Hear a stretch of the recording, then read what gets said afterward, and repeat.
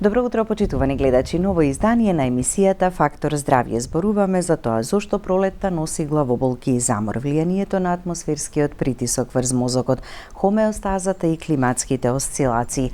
Пролетта за многумина е најубавиот период во годината, но токму тогаш многу луѓе се жалат на замор, на намалена концентрација, на вртоглавици, главоболки, мигренозни болки. Дали станува збор за субјективно чувство или навистина времето влијае врз нашето здравје? Зошто е тоа така? Утрово разговараме со нашата гостинка која ќе ви ја представам, докторката, веднаш по првиот блок реклами, а во исто време и ве поканувам да не следите од почеток до крај и секако да се вклучите во емисијата со поставување на вашите прашања.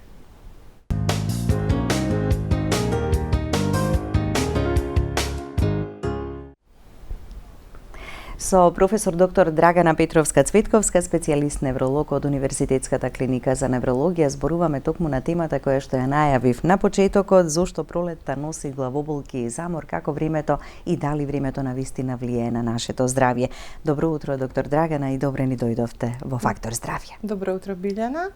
Секогаш на моје огромно задоволство сум дел од вашата екипа, од вашата емисија и да објасниме некои дилеми кои што ги имаат луѓето.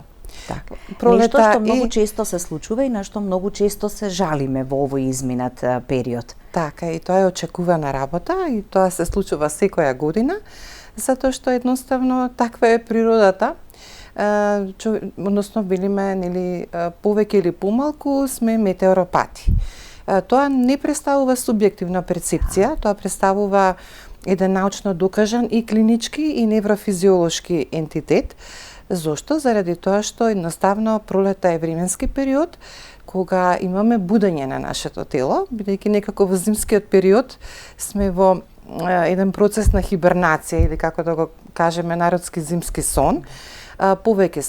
Помалку сме подвижни, повеќе да кажам го поминуваме делот од денот дома, имаме помала фотосензитивност, периодот на светлината во текот на денот ни е многу помала, имаме повисоко ниво на мелатонин, повеќе спиеме и пролета е, да кажеме, период кога природата се буди, самиот период на денот трае подолго време сме изложени на светлина, а самата светлина побудува низа на промени, односно низа на будење на процеси, како хормонални, така метаболни, па би рекла и невробиолошки процеси. Така.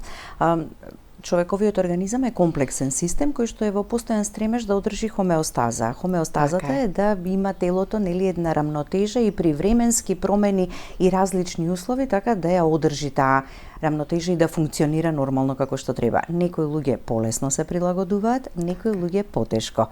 И токму кај нив се појавуваат оние симптоми како замор, намалена концентрација, неволности, ред други. Така е.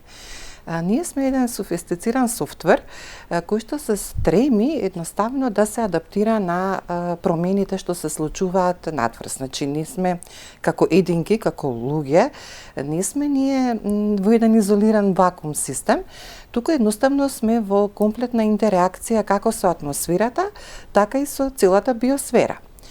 Кога имаме пролетта носи нагли осцилации, нагли промени. Значи имаме дури во текот на еден ден како што имавме изминатиот период.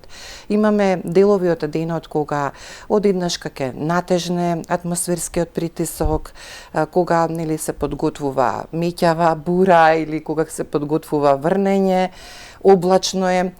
И ние чувствуваме некакви симптоми, некоја нелагодност, не зборам тие што не се толку сериозни метеоропати, меѓутоа луѓето кои што се метеоропати ова многу сериозно го чувствуваат, дури до степен да има сериозна импликација во нивното функционирање во текот на денот.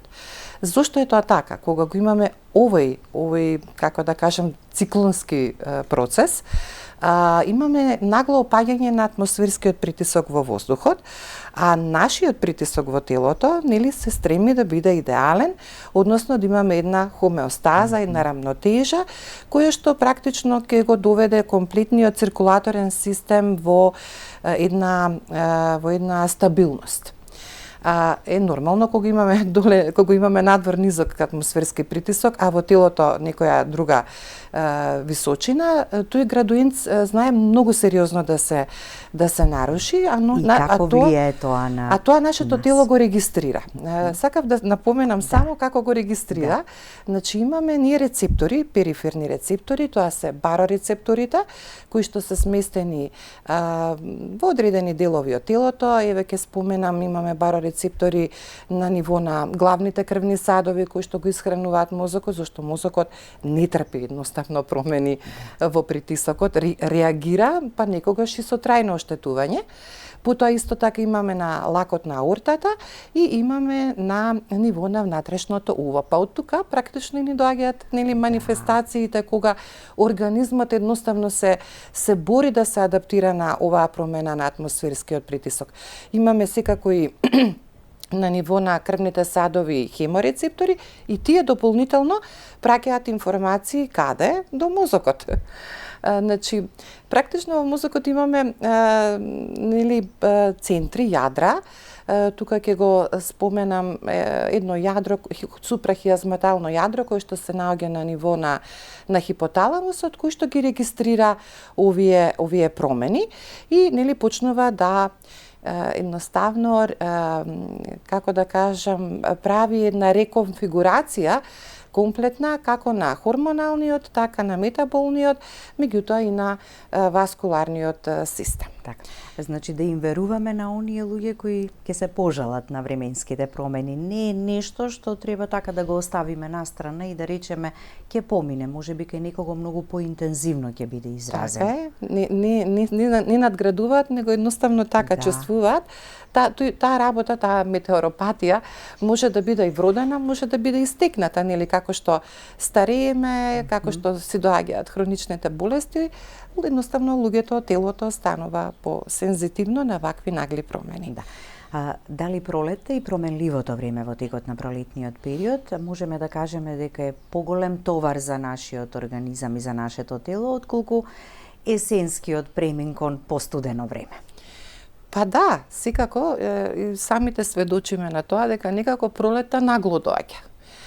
За разлика од есента, која што некако постепено доаѓа и го подготвува телото од прекрасни сончеви денови во денови кога ќе имаме помалку изложеност на дневна светлина и некако пак и тука имаме нормално тие метаболни и хормонални реконфигурации, меѓутоа некако телото има подолг временски период да се адаптира на сево ова, за разлика од пролета. Едноставно, нели, пролета доаѓа брзо, денот се продолжува, таа фотосензитивност ќе го активира токму ова супрахиазматално јадро во хипоталамусот. Тој ќе направи промени во однос на хормоните кои што треба да се лачат за да не подготват за овој период. Значи мелатонинот иде доле, серотонинот иде горе. Меѓутоа таа транзиција е многу брза и многу нагла и бара време на адаптација. И мислам дека сите периодот на пролета неколку недели чувствуваме одредени симптоми, секако некои луѓе многу повеќе. Тоа е едно чувство на замор, едно чувство на малаксалост, поспаност во текот на денот, па до некаде и некоја емоционална лабилност. Често пати се случува и да не можеме нели, кратката меморија малку да ни се пак ќе кажам минливо наруши, односно некако како да немаме доволно концентрација, нешто да запаметиме што сме го читале или што треба да го научиме како нова содржина. Тоа секако го имаат и младите, поназначено го имаат постарите особи. Да. Значи во секоја возраст, така? Односно телото на секоја возраст може вака да реагира. Со тоа што секако постарата популација малку потешко може да го. Затоа што се обременети со васкуларни ризик фактори, хипертензија, диабет, хиперлипидемија, крвните садови не се еластични, бидејќи во овие процеси на транзиција кога варира атмосферскиот притисок, значи имаме дожд, па имаме сонце, па имаме нагол скок на температура, тоа се шокови. Мислам, шокови се за организмот. И кога имате луѓе со нарушено здравје и со не така еластични крвни садови, тоа секако многу подраматично ќе го доживуваат. Главниот систем кој што функционира во овие услови е вегетативниот нервен систем. Тука ни се симпатикусот и парасимпатикусот. Па кога е, да кажеме, потопло, парасимпатикусот ги расширува крвните садови, односно наречена вазодилатација, се со цел да го заштитиме мозокот да нема осцилации во притисокот. Ако имаме кршливи крвни садови, нееластични крвни садови, или ако станува збор за лице кое што боледува од некоја резистентна хипертензија, секако дека ова ќе биде манифестирано со драматични промени во однос на крвниот притисок, значи од хипотензивни кризи до хипертензивни кризи, или како што се минува или паѓање или покачување, пад на крвниот притисок или нагол скок на крвниот притисок, како што се минува од врнежливо и дожлив период од денот во како што е сега утрово сончев ден. Да. И сведоци сме изминатиот. Ќе имаме некој облаче и ќе имаме тежок низок атмосферски притиск. Да. И сведоци сме изминатиот период дека навистина многу променливо беше времето и сами знаевме да кажеме едноставно телото како да не може да се прилагоди дали на студеното, дали на потоплото или на веќе многу повисоките температури, ако во текот на оваа работна седмица некаде тука ќе бидат високи температурите, ама барем ќе се задржат на истото ниво. Многу е битно, константа да има. Тие варијации навистина знаативе и ние како невролози почувствувавме во нашите амбулантите. Така. Дали беше зголемен бројот на луѓе кои што побарале помош, бидејќи и сами треба да сме свесни дека да не го оставаме тоа само на временските промени, па да не побараме лекарска помош ако почувствуваме некој проблем. Секако, хроничните болни знаат кога имаат вакви скокови варијации во крвниот притисок, секако бараат лекарска помош, меѓутоа амбулантите беа преполнети и со други состојби, значи вртоглавици, некои од нив проследени со богата вегетативна симптоматологија, како што е повраќање, нагони за повраќање, нестабилност во одење. Па тука треба да се направи диференцијација дали е нервниот систем или пак е внатрешното уво кое што се третира од страна на оториноларинголозите, секако пик на атаки кај пациенти кои што имаат мигрени, тензиони, главоболки, луѓе што патат од вратна спондилоза, исто така и они на потенцирана нестабилност во одење, болки во вратот, вртоглавица, што е очекувано. Ние напролет имаме навистина двојно зголемена работа и тоа е очекувана работа. Така да. Мислам дека веќе имаме и гледач на линија да го слушнеме прашањето. Добро утро, повелете. Ало, добро утро. Добро утро, ве слушаме. Поздрав за гостинката и за вас. Ви благодариме. Видете, сакам да прашам докторката, јас сум пациент со мултипла склероза. На терапија само 2 месеци со теквидерата и ме интересира оне замор што си е секојдневен кај нас пациентите со МС. Во овие 2 месеци од кога пијам теквидера, ми се чини дека енергијата е уште послаба. Дали е сега со променава што се говори темава со времето, дали е од терапијата, некој совет од докторката како да се менаџира, и дали јас во попладневните часови, затоа што сонцето страшно ми смета и никако не се појавувам, кога треба да излезам попладне, јас сум толку невозможена, толку без енергија, дали треба да се форсирам и да излезам и покрај заморот со мака да прошетам, или треба да го слушам телото, па онака цел ден да останам дом. Јас извинувам, само да само да ве праша, доктор Драган. Дали ова ви е прв лек на избор или претходно сте третирани колку? На интерферон на Ребив бев 3,5 години, сега веќе е нова терапија, 2 месеци е со теквидерата. Релапс ремитинг форма на болеста? Не, телото веќе чворови правеше и трески добивав страшни во последен период. Од ребицот. Така, доволно е ова, доктор Драгана? Да. Да, доволно ви благодариме и еве сега слушнете го советот и препораката. Значи, во животот ништо насила, па дури ни активација на телото. Вие сега сте на терапија која што апсолутно е спаѓа во групата на високо ефикасна терапија, значи сосема друго ниво визави претходната терапија која што сте ја пиеле и не би требало нели да има нус ефекти какви што даваат интерфероните. Може би треба малку повеќе да се поработи на секако дека имате замор во склоп на болеста, меѓутоа може би малку треба да се поработи и на психичкиот момент. Веројатно ве оптоварува мислата зошто ми ја сменија терапијата, па дали болеста ми напреднала. Значи, сите ние страдаме од некакви болести. Мултиплекс склероза е болест со која што се живее со децении.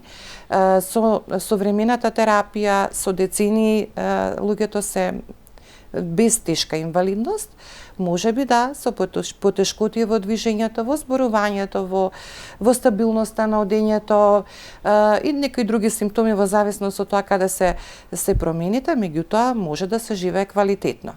Сонце ви треба, затоа што сигурно пиете и витамин D, а како витамин D ќе го активираме ако не се изложиме на сонце? Пешачење да, вообичаено за поздрава популација 10.000 чекори, вие намалете на 5, ама да не се седи дома.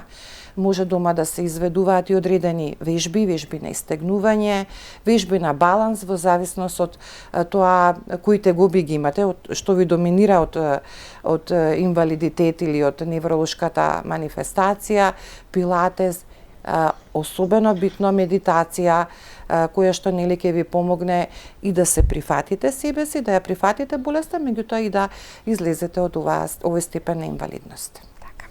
Да го слушнеме и следниот гледач. Добро утро и за вас. Повелете. Добро утро. Добро утро. Повелете. Поздрав до докторката. Мене ме интересира дали во овој период може да се јаве мениер и дали може и да се повтори мениерот. Вртоглавицата. Така. Ви благодариме. Да, ова Многу е мениер, честа. Многу е честа вртоглавицата. Да. Да, речи се и да нема човек кој што во еден момент не се пожалил или не ја почувствувал. Така, ама мениерот е една состојба кога имаме преосетливост на средното уво и на внатрешното уво и е стварно брутална клиничка манифестација, значи не можат буквално да одат по линија право, значи ги турка на страна. Сето тоа е пропратено со богата вегетативна симптоматологија, значи пропратено со нагони за повраќање, со повраќање, меѓутоа доброто кај мениерот е што со терапија тоа знае за неколку часа да се смири или неколку дена земање на таа терапија пациентите ќе ги врати во нормала. Секако дека може да се повтори, провоцирачки фактори се, ако имаме таква нестабилност или лабилност на средното уво, секако дека ќе имаме повторување кога имаме надворешни влијанија. Пак ќе споменам, ние едноставно живееме во интеракција со комплетниот атмосферски, со комплетната биосфера која што не обкружува и нормално е да реагираме на такви промени. Но овдека нели кога станува збор за мениер, тука станува збор за една преосетливост која што знае навистина да посмета во функционирањето во текот на денот. Така. Интересот кај гледачите е голем, ама ќе им излеземе во пресред да им одговориме и да им дадеме совети, бидејќи секој од нас ќе се препознае во некоја од состојбите. Добро утро, повелете. Ало, добро утро. Добро утро. Ве слушаме, повелете. Видите, се јавувам. Да. Се јавувам Игор на телефон. Видите, јас сум од Беровско, ми се појави необјаснив тремор на рацете, на двете раце. Години колку имате, господја? Јас сум господин 30 години. Господин, извинете, Дани. 30 години? Да, 32. Млад, да. Аха. Добро, а дали сте направиле преглед некаков, испитување? Да, компјутерска томографија. И добро, нешто дополнително после ви беше препорачено лекови некои дали ви дадо? Дали сте извештајот во радиодиагностичкиот наукта може ли да прочитам? Се пишува во паренхимот на големиот, малиот мозок и мозочно стебло не се сериот знаци за свежи паренхимски лезии, хеморагија и промени во експанзивна природа. Коморен систем и субараконоидални простори уредно прикажани слободно. Така. Тоа значи дека имате нормален наут на компјутеризирана томографија на мозокот. Кога ќе се појави тремор, поготово кај млади пациенти, ние правиме низа на испитувања. Секако ова е едно испитување кое што ни укажува на структуралните, односно дали имаме некакви морфолошки промени во однос на централниот нервен систем. Треморот најчесто доаѓа од страна на централниот нервен систем, но не секогаш. Некогаш може во позадина да имаме пореметување на тироидната жлезда. Тоа е поинаков, ситен, за разлика од нашиот тремор, невролошкиот, кој што е ритмичен и наликува на броење на пари. Тоест Паркинсонов тремор. Возраста не ми е многу дека веројатно станува збор за Паркинсонова болест, но не треба веднаш тоа да го отфрлиме. Секако се тргнало од најкрајното, тоест компјутеризирана томографија на мозокот, меѓутоа треба да се направат низа на испитувања, лабораториски, значи покрај тироидната, да се провери и состојба со некои авитаминози, кардиолошки преглед и други испитувања, низа на испитувања и да почнеме со терапија. Вообичаено, ако се покаже дека се е во ред, тогаш би влегол бидејќи е млад, би влегол во категорија на есенцијален тремор, кој што се, да кажем, добро контролира со бета-блокери, значи со кардиолошка терапија знае да се среди, но пак ќе кажем мора да се заврши целиот тој циклус на испитување, бидејќи е млада особа и да се најде причината. Може да е невротски, нели? Но тоа е, да кажем, последно нешто кое што треба да се провери. Значи, потребно е дополнително исследување, така, повторно кај својот невролог, каде што нели е препорачано да се направи она, за да се доиследи. И најчесто кога има тремор на рацете или кога ќе слушнеме или кога ќе видиме, помислуваме самите онака лаички дека може да станува збор за Паркинсонова, ама не секој тремор значи апсолутно не секој тремор значи Паркинсонова болест, така е. Да. Присутно ли е сега во овој период и трнењето во прстите, ама поврзано најчесто со проблеми со вратот, така е. Да. Има секако и пациентите кои што немаат периферна невропатија и кај тоа не споменав, ги споменав сите системи, меѓутоа не споменав дека и прагот за болката ни е променет кога имаме вакви атмосферски осцилации и луѓе кои што имаат хронична невропатија апсолутно ќе имаат потенцирани тегоби, трнења, жарења, жежења, болка, споменав нели мигрената, тензионата, сите главоболки сега се така малку со поинтензивни, да, манифестации. Така. Ќе погледнеме уште еден блок реклами, па ќе продолжиме со разговорот. Останете со нас до самиот крај.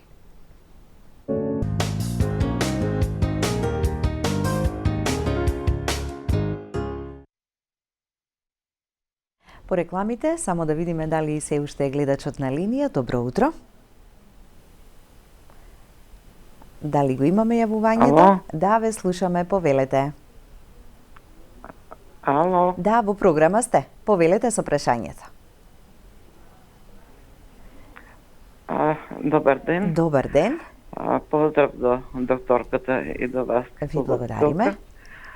Малку надвор од темата, меѓутоа сакам еден совет од докторката. Секако Пред може. година и пол, инаку сум особа стара од 72 години и имам барам стари совет, транзиторен мозочен удар. Тоа се добро заврши со терапија, со снимање, со магнетно, со се комплетно и крв. И сега сум добра, меѓутоа чувствувам последно време многу јаки болки во главата, дали лево или десно, кај чевото некаде. Болки просто неиздржливи, биење како срце, чукање. И отидов кај мојот невролог и ми даде Налгезин Форте. Тоа се смирува со овие таблети, меѓутоа сакам совет од докторката.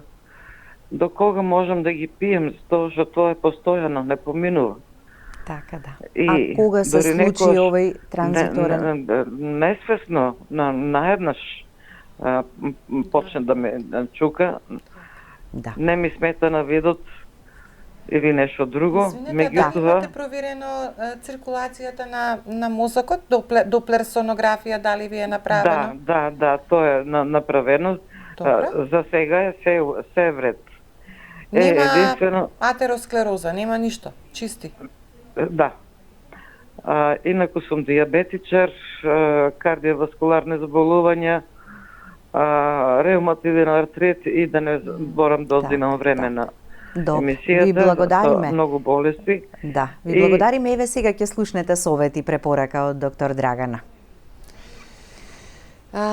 Станува збор за возрастна пациентка, која што навистина има мноштво на... Не стара, како што рече, јас сум стара, имам не 72 години, возрастна, точна. Така е, стара, тоа јас не го користам. Да. Секој период од животот е убав. Така.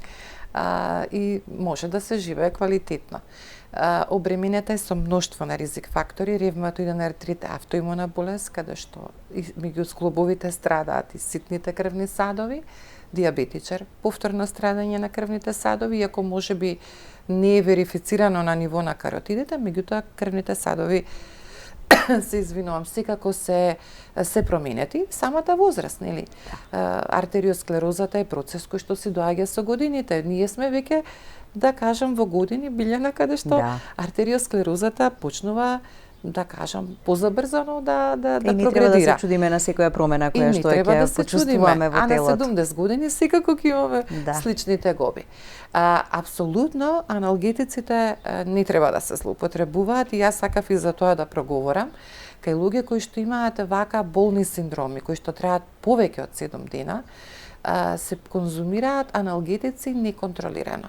Ако не помогне производ кој што има кофеин, ќе одиме со производ кој што има кодеин, па ќе додадеме, како што пие пациентката, нестероидни антиревматици, па ако нешто не иде, ќе додадеме парацетамол, па ќе додадеме диазепам и ние имаме лице кое што конзумира мноштво на лекови, кои што секако дека се зимаат, јас не велам дека не треба да се зима, меѓутоа не повеќе, еве да кажеме, поготово кај овие хронични болни синдроми, не повеќе од една недела или 10 дена во текот на месецот. Зошто? Затоа што едноставно ќе го модифицираме оној што го имаме во обичаен прак на болка, телото знае да се адаптира да реагира на болка. И јас секогаш одам за болни синдроми со полесна терапија. Не давам нестероидни антиревматици, освен ако нели мора СОС терапија да дадеме, да дополниме краткорочно. И што ќе добиеме пациент кој што нема да реагира на оваа терапија и како ќе го обезболиме. Значи, ова е еден сакам да принесам порака и да подигнам еден аларм дека гледам и во мојата амбуланта честопати злоупотреба на аналгетици. Лесно се доаѓа во аптека до нив, па нели аптекарката ќе даде совет, па пробај го ова, па пробај го, ама не го прашува колку дена претходно пиел претходно и ние имаме пациент кој што цел месец пие некаква аналгетична терапија.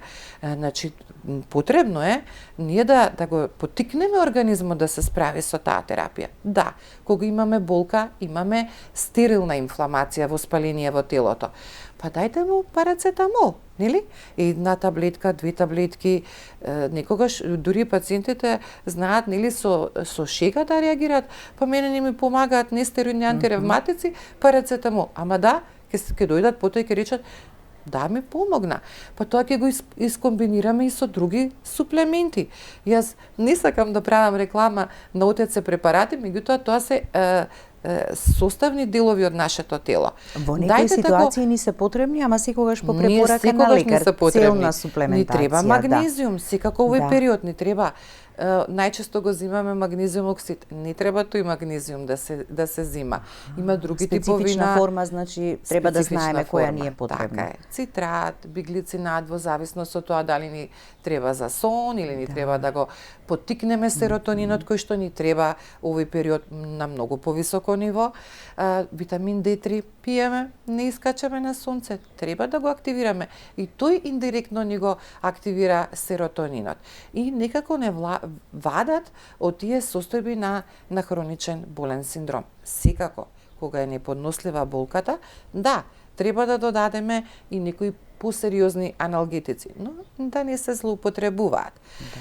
Кај вас, господјо, со оглед дека сте имале транзиторна исхемична атака и со оглед на тоа дека имате интензивна, ненајавувачка, јака болка во главата, секако ќе би ве посоветувала да се видите со неврологот кој што ве исследува, нели да се трага и понатака можеби во некоја корекција на терапијата. Да, и кога веќе еднаш ова се случило, така треба повнимателно да се прават и исследувања, контроли кога е препорачано, за да се намали ризикот од она посериозното. Јас секогаш го зборам најцрвено знаме и добро е кога некои пациенти го имаат ова црвено знаме затоа што предупредува на претечки мозочен удар. Секако дека имало некоја причина, дали било скок на крвниот притисок, нешто друго, не битно, артритот проработел кај пациентката, имало црвено знаменце и нели малку побудно треба да се следи од страна на специјалист невролог. Да превенираме, да немаме дефинитивен мозочен удар. Да.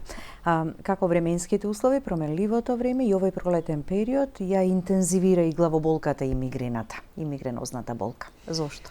Ја интензивира заради тоа што ние, еве да кажеме, пациенти кои што има мигрена, имаат една хиперсензитивност, зголемена осетливост на кората на мозокот, меѓутоа и на други мозочни структури. Тоа се луѓе кои што најчесто се генетски обременети со оваа состојба, значи мајка, ќерка, внука и така некако наследно во тоа семејство се провлекува мигрената, едноставно се поосетливи тие луѓе, зошто не знаеме, да знаеме ќе дадеме нели целен лек кој што тоа ќе го блокира. Тие се едноставно кај нив многу фактори провоцираат. Конкретно пролета, самите тие промени во атмосферскиот притисок доведуваат, нели, споменав, реагираат крвните садови. Зошто? За да го сочуваат ликворот, течноста во која што плива мозокот, да биде во еден идеален притисок, да имаме најдобро што можеме перфузија, односно циркулација во мозокот. И ќе се рашират, ќе ги надразнат нервните завршетоци на кората, од кората ќе поминат тие сигнали во нашиот дел од мозокот, кора на мозокот, каде што се обработуваат податоците и имаме, како да ви кажам, тоа е атака. Тоа е брутална манифестација. Поголем број од пациентите немаат предчувство, односно аура. Мал дел имаат аура, па знаат да реагираат со терапија и да го купираат развојот на болката.